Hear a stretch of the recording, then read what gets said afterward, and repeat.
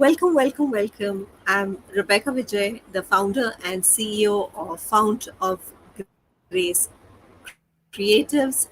And today we have with us Heather Brockman, the author of A Soul's Journey, How a Terminal Cancer Diagnosis Changed My Life. Welcome, Heather. Hi, thank you for having me. Sure. It's always a pleasure having you with us.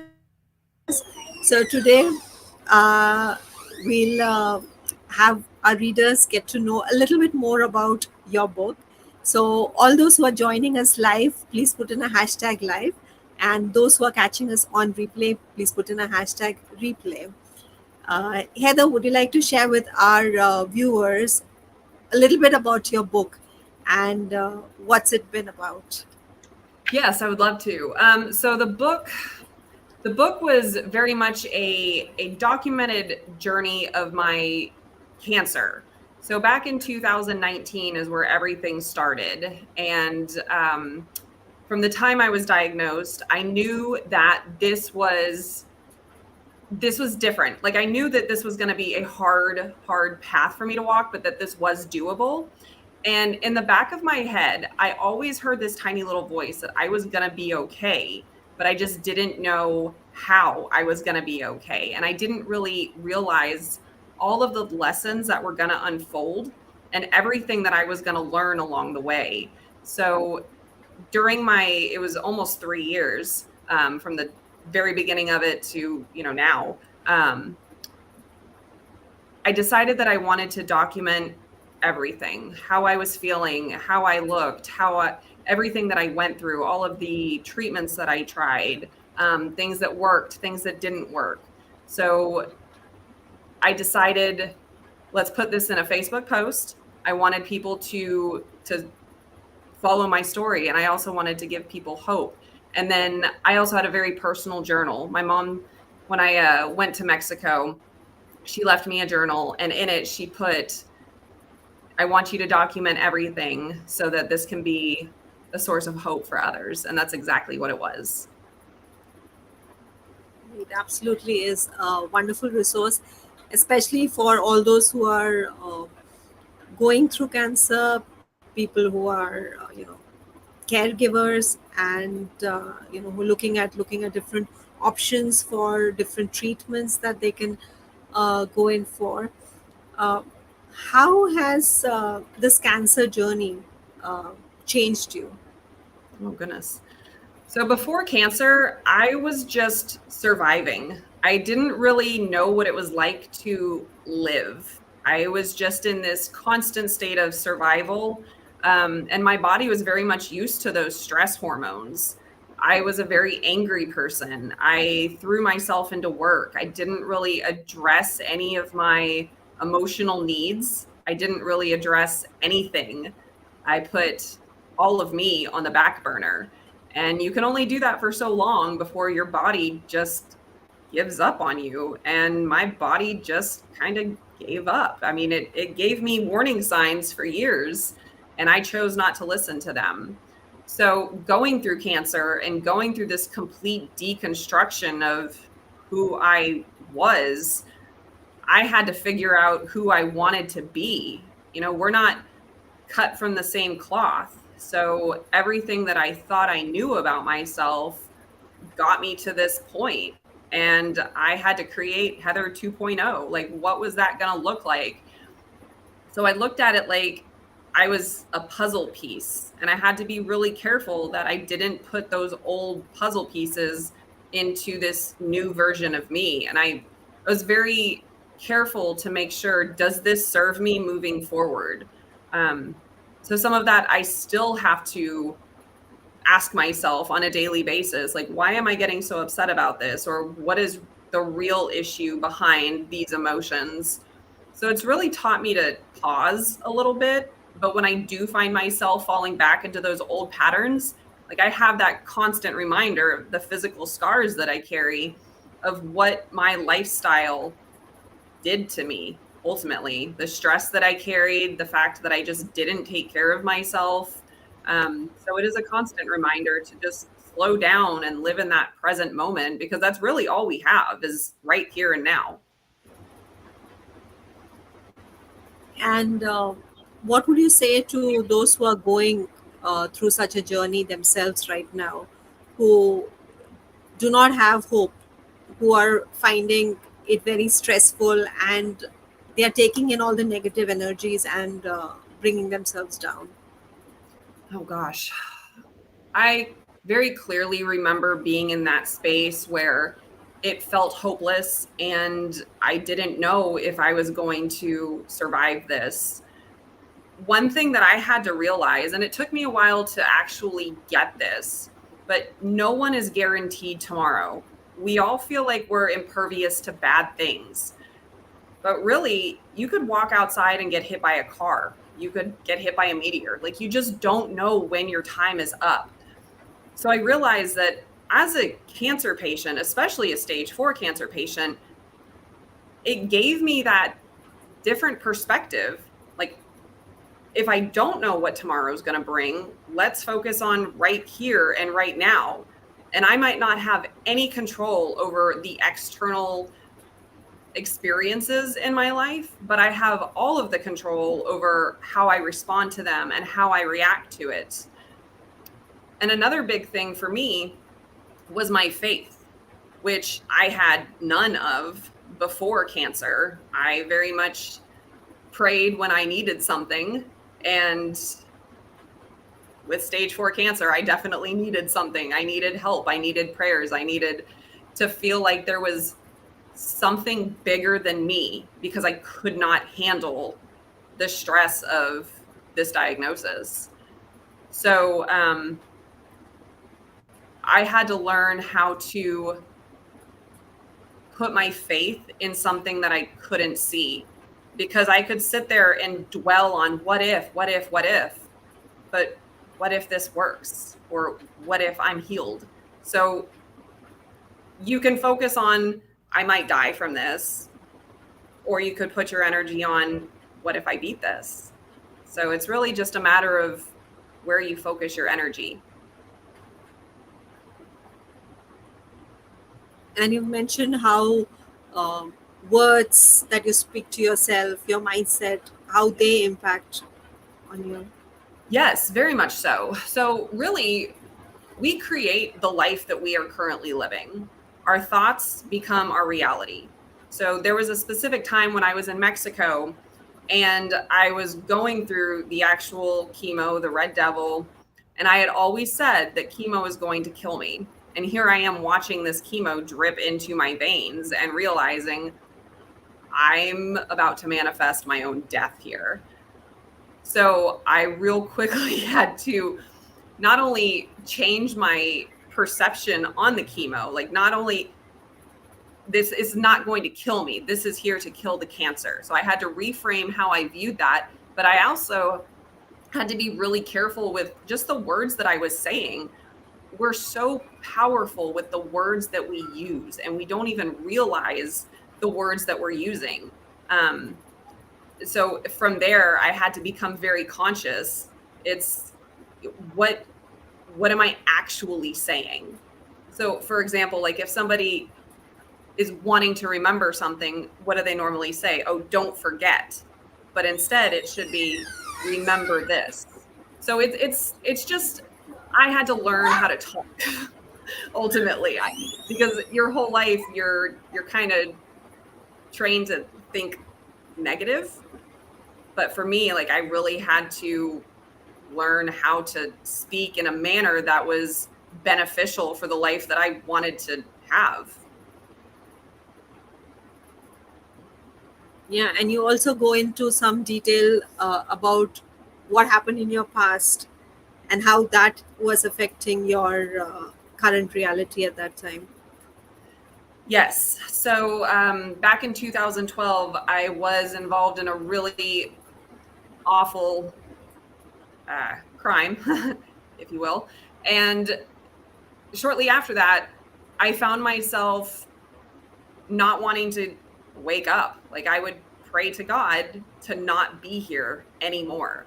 And fast forward to this stage 4 cancer diagnosis, And I realized, I manifested this option very well. And everything that we say, we're planting seeds. So if you say something now, it might not happen at this moment, but the more energy that you put into that, the more that's going to grow. And I realized that I had just spent decades putting this dis-ease into my body. Like I had created this unhealthy aspect of my life. And so if I did this to myself, the body can also heal itself. And so that's when I decided I'm going to turn the tables on this. I'm going to focus on what I want out of this, not what I don't want out of this. And let's see what happens. I mean, when your back's against the wall and people are telling you you're going to die, what do you have to lose? Yeah, that's so important. Focus on what you want rather than what you don't want. Mm-hmm. Absolutely. And through this journey of 398 days that you went through from a terminal cancer diagnosis to being cancer free, are there any key moments, key milestones in that journey that would also help others to keep a track of? There were so many milestones. I mean, one of the low ones I will say was when I was in Mexico, I met a woman who was also there for treatment, and she was so nice, but I couldn't look at her because she was so frail, and we both knew that she was dying. And she had stage 4 breast cancer. And it was really hard for me to look at her and see, could this be my future? Is this what cancer is ultimately going to do to me? She did pass away a few days after I met her originally, but that stuck out, just seeing what cancer can actually do to your body. And then I've had incredible highs where at one point the tumor was completely inoperable. It was in between my ribs, it was sitting on my lung, it was 10 centimeters and in my chest wall, and they could not operate. And then a couple months later, there's no tumor. And so I've had really low lows, being told we don't know how long you have to live. And I've had incredibly high highs where it's, wow, I beat this. Wow, I got a second chance at life. Like, what am I going to do with this opportunity now? How am I going to pay this forward? There were so many people that rallied around me, whether I was in a place to accept it or not. The prayers and the well wishes and the messages, it didn't go unnoticed. And I truly believe that the power of prayer also had a lot to do with that. Cancer is bigger than all of us, and it's here to teach us lessons. And so for me, part of that was my faith and asking for help, which is something that I needed to do. Yeah, so many times we don't want to ask for help, or we don't know how to ask for help or whom to ask. And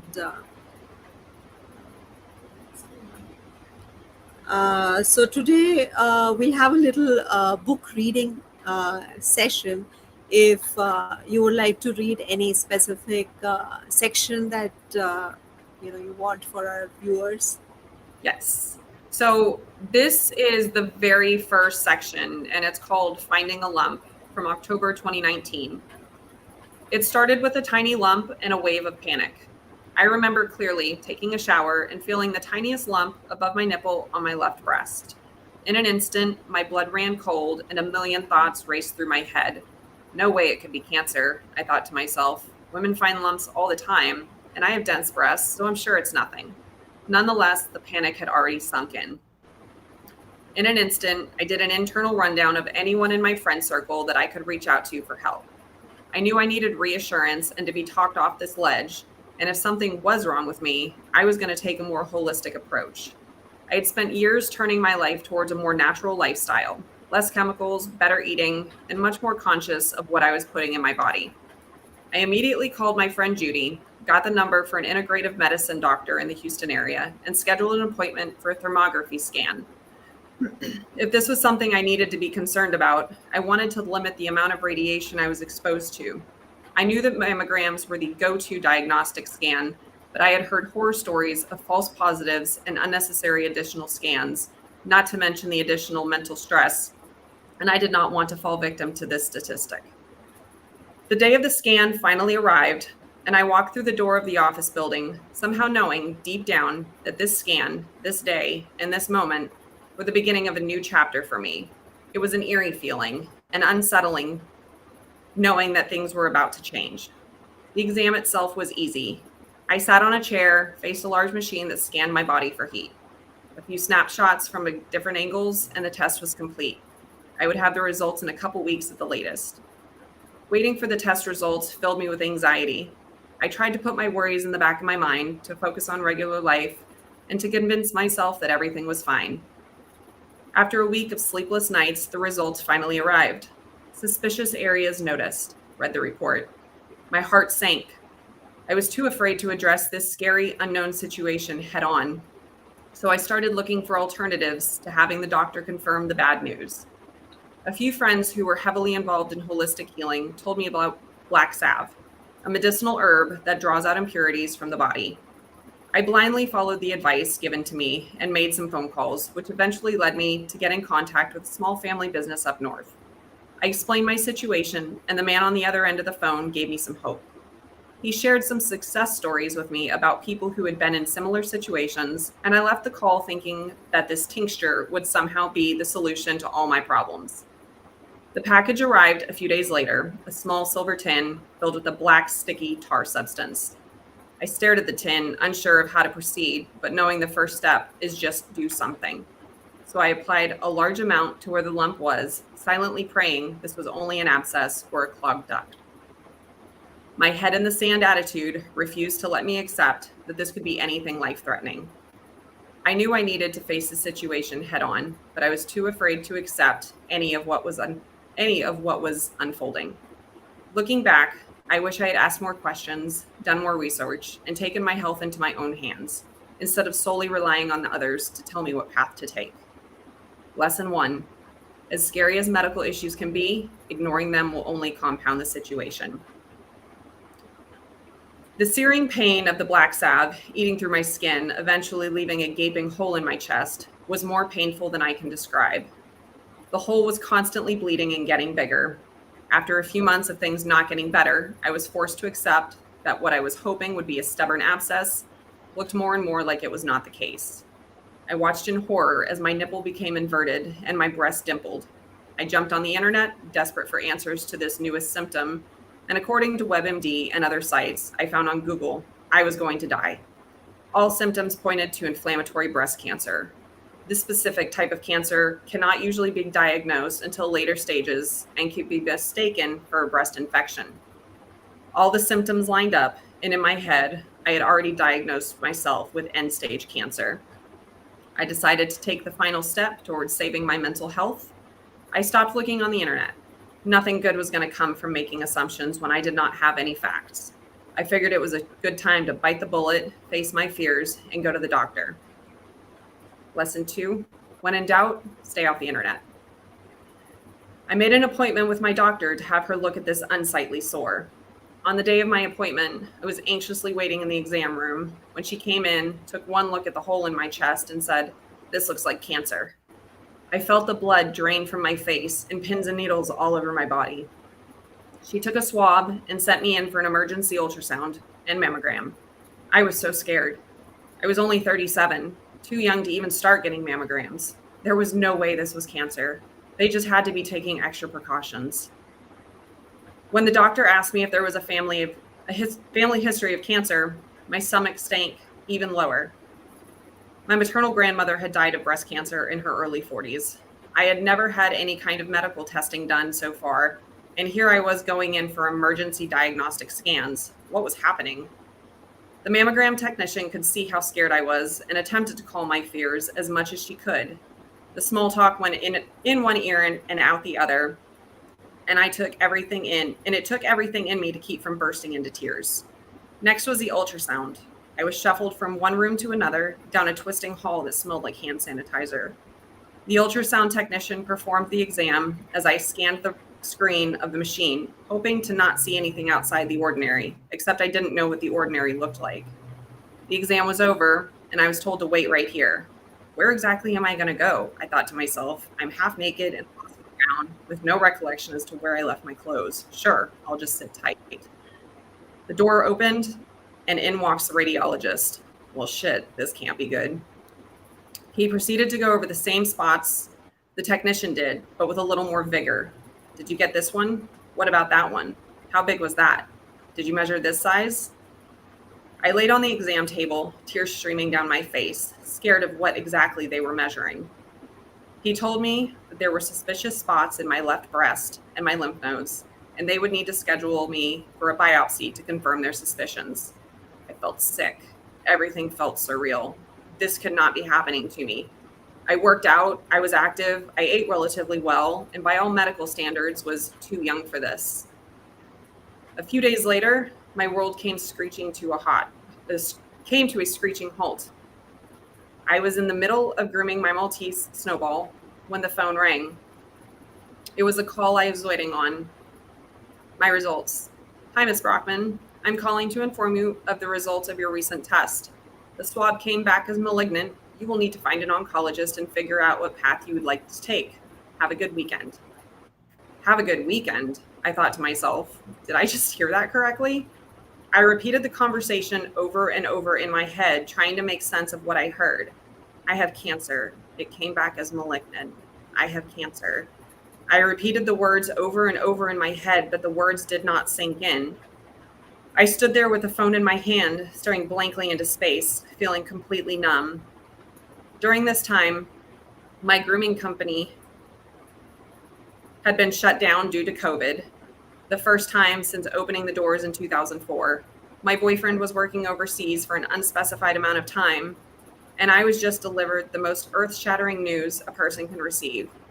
The year 2020 was shaping up to be a shit year, and it was only April. I was filled with rage, anger, sadness, anxiety, fear, and somehow a totally numb feeling all at the same time. I dried my tears, finished grooming Snowball, and made my way inside to break the news to my boyfriend over a FaceTime call. He listened as I sobbed into the phone. I felt dirty and ashamed, like my body wasn't even my own anymore. I had an invader.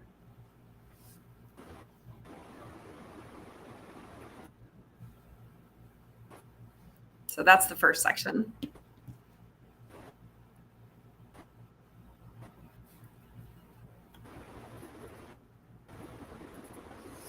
Really, so, yeah. So that's the start of Heather's journey as she found out about cancer being an invader in her life. And to know more about her journey and how she is now cancer free, and it took her 398 days, and she's on the other side now. uh, you can get a copy of the book, A Soul's Journey: How a Terminal Cancer Diagnosis Changed My Life. And we're going to be launching the book on 16th. So we would request all of you to get a copy of the book in your country store. You can go and purchase it at 9 a.m. on the 16th of June, which is day after tomorrow. So how are you? Are you excited about the launch and the book being available to so many people to serve them and help them? I am excited. I'm nervous. There's a part of me that I can't believe I'm putting so much of my life out there for the world to read. I was always a very private person prior to the cancer diagnosis, but I knew that I needed to use this to help other people. So yeah, I mean it's a combination of excitement, a little bit of anxious anxiety, but yeah, I'm looking forward to getting the reviews back, and I really hope that it helps, even if it helps one person. Like if it gives one person a little bit of hope, then it was worth it. Absolutely. And your raw, vulnerable self that you've captured in those different Facebook posts and your journal entries, which you have, shared, with all the readers, is really going to touch, I'm sure, a lot of people. And I wish you all the very best as this book comes out and is going to touch a lot of people, and is going to help all those people, inspire them, and give them that hope that there is light at the end of the tunnel. It's not a bleak, hopeless journey. There are success stories, there are warriors, there are survivors, and you know there is so much more if you decide. All it Exactly. takes is a choice. Yep. Cancer is here to teach us lessons. So I had to learn mine. Absolutely. Any last words you want to share before we next meet on the day of the launch? um, just that if anybody is going through a cancer diagnosis, whether you're in the beginning phases or you're in the middle of it or you feel like you're close to the end, there's something in this book for everybody. I experienced so much, and at the time I didn't understand why I was going through all of this. But looking back now, the cancer patients that I have talked to, it's been so rewarding to be able to say, yes, I understand where you're at. This is what helped me. Yes, I completely understand these emotions. They're very valid. This is what helped me during that time. So I just encourage you that if there's any aspect of your cancer journey, that either the book or the courses that are attached to the book, that they help you in some way, shape, or form. Absolutely. Heather has a very special offer for the readers on her course. So you can make full use of that and get the offer. And so we'll sign off now, and do catch us day after tomorrow, and also get a copy of the book, A Soul's Journey. And thank you so much, Heather, for taking the time out Thank and writing you. this inspirational and empowering book. Thank you. My pleasure. Thank you. Bye bye. Bye bye.